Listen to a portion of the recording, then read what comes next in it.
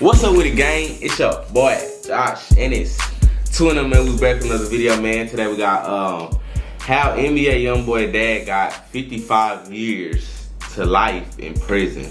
Okay, whoa. 55 years? Who? Okay, first off, let me say, appreciate the folk over at Clickware.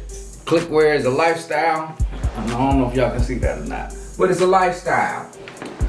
You know, every good thing starts with an idea, starts with a spark, there's an epiphany, it starts with a click. So, okay, whoa. Who did he put that together or somebody else put that together? Somebody else did this. See, do you know if he wanted that done or whatever? I don't know. It's like when you become a celebrity, folk look, it's like you get a target on your back. And I get it, but at the same time, some stuff should be off limits. Whatever his daddy did, it ain't nobody else's. Well, it's public record, but at the end of the day, this kind of junk is not cool to me. But it's out there. I can only assume he okayed it, I guess. But that's just my personal take on it. I'm sorry, I didn't mean to mess stuff up, y'all. If you're new, make sure you like, comment, subscribe, follow the Instagram up here. Instagram link in the bio. In the description. 10K on Instagram, get us there. 100K on here. Let's get straight to the video, gang.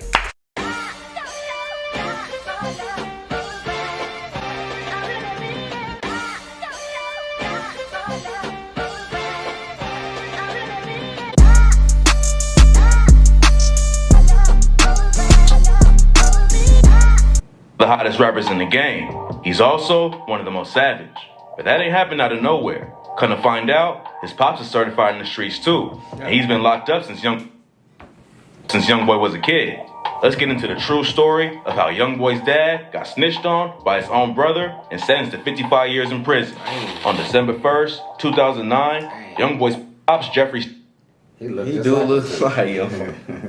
Aiden and two dudes walked into Albi's Market and Deli in Baton Rouge around YoungBoy's pop and sentenced to 55 years in prison. On December 1st, 2009, YoungBoy's pops, Jeffrey Staden, and two dudes walked into Albi's Market and Deli in Baton Rouge around 9 a.m. Court documents say Jeffrey approached an employee named Sam Tran, who was at a check cashing station in the shop, and pulled a gun on him. He told Tran to get down on the ground, but the dude ain't listen fast enough, so Jeffrey hopped over the counter and pistol whipped him in the head. Then one of the dudes working with Jeffrey put zip ties on his wrist and a bag over his head. They cleared out the cash registers, but they ain't stopped there. Jeffrey went back to the dude he pistol whipped and demanded more money.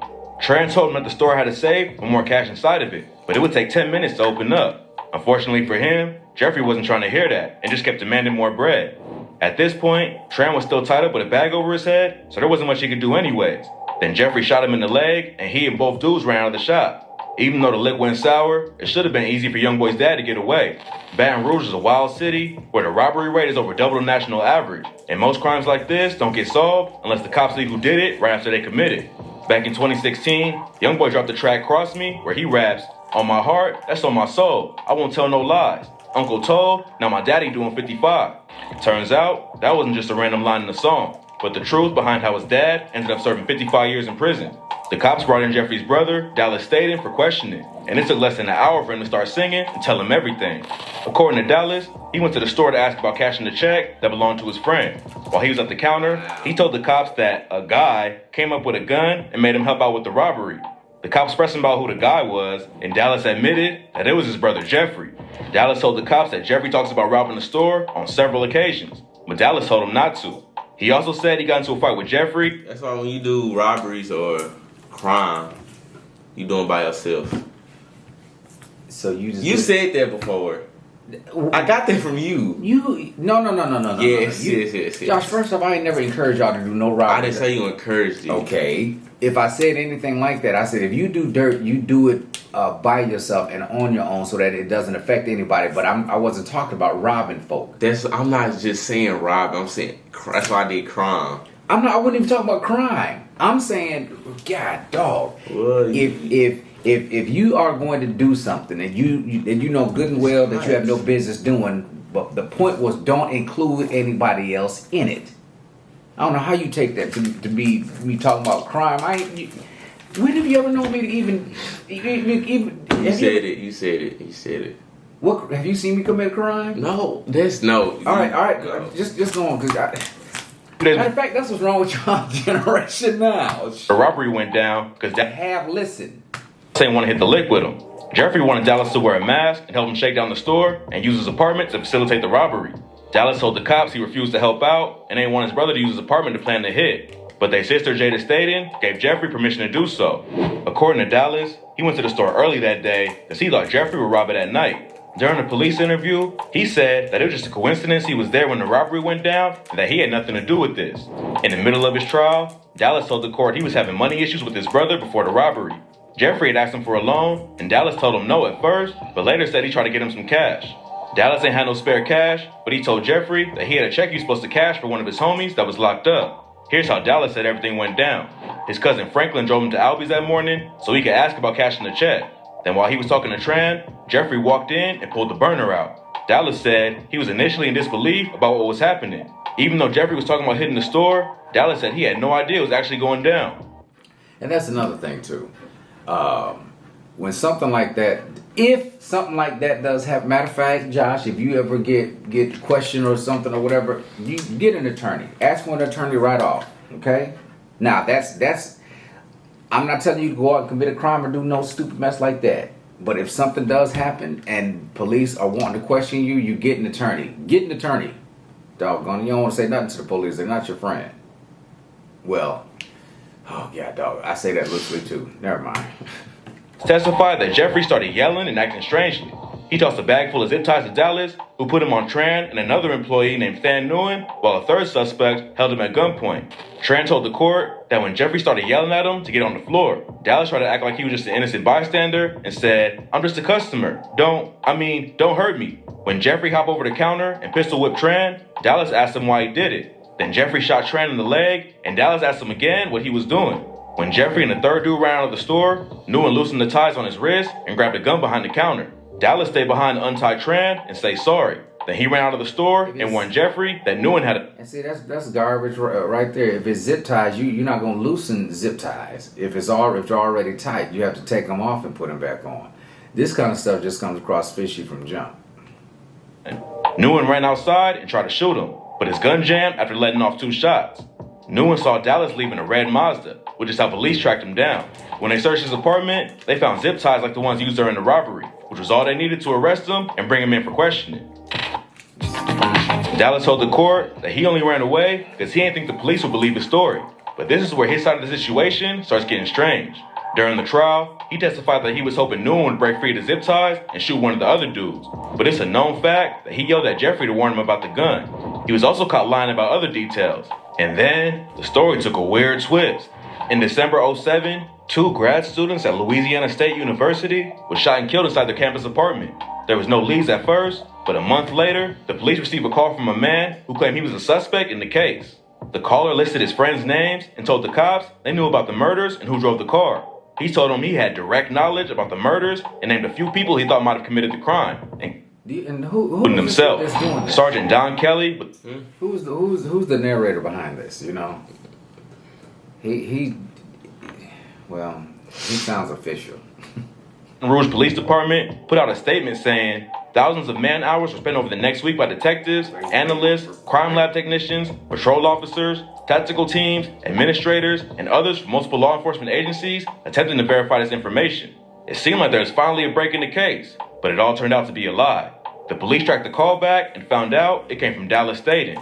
He didn't admit to being the caller, but the police held him on outstanding warrants while they looked into it. The cops brought in the friends that Dallas had knew about the murders, and none of them knew what was going on. Kelly said, "I feel sorry for them. They were victims in this thing too. They were absolutely caught up in this thing just as much as we were and everybody. We were all duped by this one individual. They used Dallas' phone records and his own mama to prove it was him. They played back the original call for his mom, and she immediately recognized her son's voice on the line. No one knows why he made the call, but it does make his testimony in the robbery case kind of shaky. If he's willing to lie about being the lead suspect in a double homicide for no reason, it makes it hard to trust anything he says. Regardless of how it all went down, the end result was NBA YoungBoy's dad getting a 55-year sentence because his own brother snitched on him. Having his pops locked up since he was a little kid had a massive impact on YoungBoy. His mom couldn't take care of him, so he lived with his grandma. And without someone there to guide him, he jumped off the porch at a young age and dropped out of school in 9th grade. He ended up getting arrested for robbery right after dropping out and spent his time have anything to do with anything. What does that have to do with Do anything? you know what jumping off the porch means? Oh no! Explain that to me. When you jump in the streets. Oh.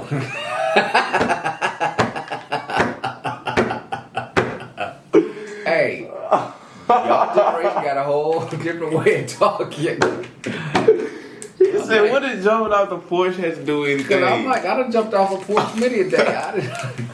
Come on, all right, that's your laugh, ha ha. Writing songs for his first project. YoungBoy talks about his dad in an interview. He said, "My daddy in jail. I talk to him every day. He just be wanting money and shit though. I still call him daddy to make him feel like somebody. I send him money just so he feel like he got somebody there. Cause I know how it is when you in jail. I barely know him though. When Jeffrey's sentence was handed down, he tried to have it reconsidered and reduced. He looks just like YoungBoy. Not right there. Now, yes, right there. The other picture he did. Well, I mean, okay. But the court denied the motion. Then he filed an appeal saying that his constitutional right against double jeopardy was violated. The double jeopardy clause means you can't be tried multiple times for the same offense. And you also can't be punished multiple times for one offense. Jeffrey tried to argue that the court was punishing him twice for the same crime, so his sentence should be reduced. But they denied his appeal and stated, rather than being punished twice for the same offense, the evidence showed that two separate crimes occurred, which were independently proven. Wow. Jeffrey's been locked up since 2009, but he ain't gave up on the early release. A rapper named Young Pokey been keeping in contact with him while he's inside. He's released a few videos of Jeffrey on his YouTube channel, and in one of them, Jeffrey says, got some stuff going on in the courts. I'll be out there pretty soon. Getting snitched on by your own brother will make a lot of dudes angry for life. But Jeffrey seems like he used his time in prison to mellow out and forgive people. He said in another video, forgiveness is a big part of life, bruh. You know we can't hold bitterness in our heart and expect good things to happen. To all those who've hurt me and abandoned me and did me wrong, I forgive you and I love you, and it's all good. Forgiveness is a big thing, bro. Forgiveness is a big part of life, bro. Tell me he don't sound like YoungBoy a little bit. Yeah, he like does. Okay. But It's all good. Forgiveness is a big thing, bro. Forgiveness is a big part of life, bro. You know, we can't hold bitterness in our heart, you know, and expect good things to happen. But to all those who have hurt me and abandoned me and did me wrong, I forgive you and I love you, and it's all good. Hopefully That's real. Holding on to bitterness is like drinking rat poison, hoping that somebody else dies. the situation sorted out and reunite with his son. But YoungBoy got issues of his own right now.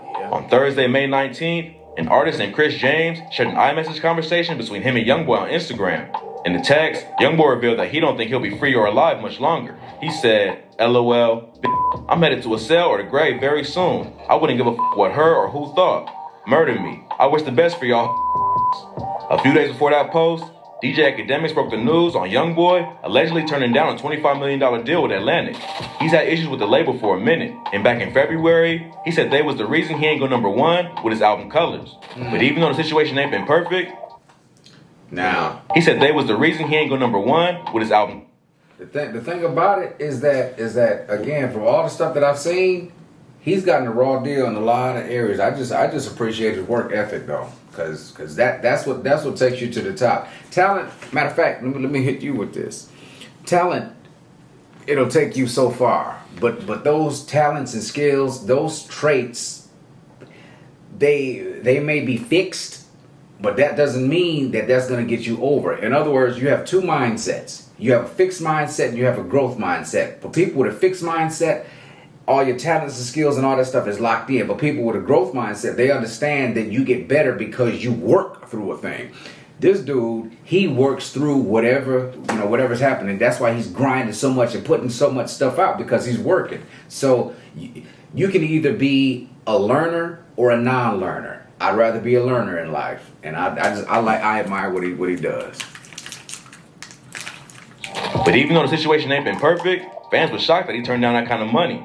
YoungBoy obviously got a lot going on right now, but hopefully he can duck off and stay out of any more legal trouble. He got 7 kids of his own to take care of, and he don't want them to end up in the same situation as him, with their dad locked up their entire lives.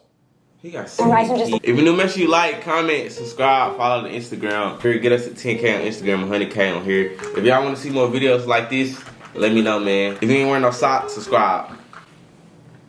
Y'all be safe, gang. Peace. On the track, bruh.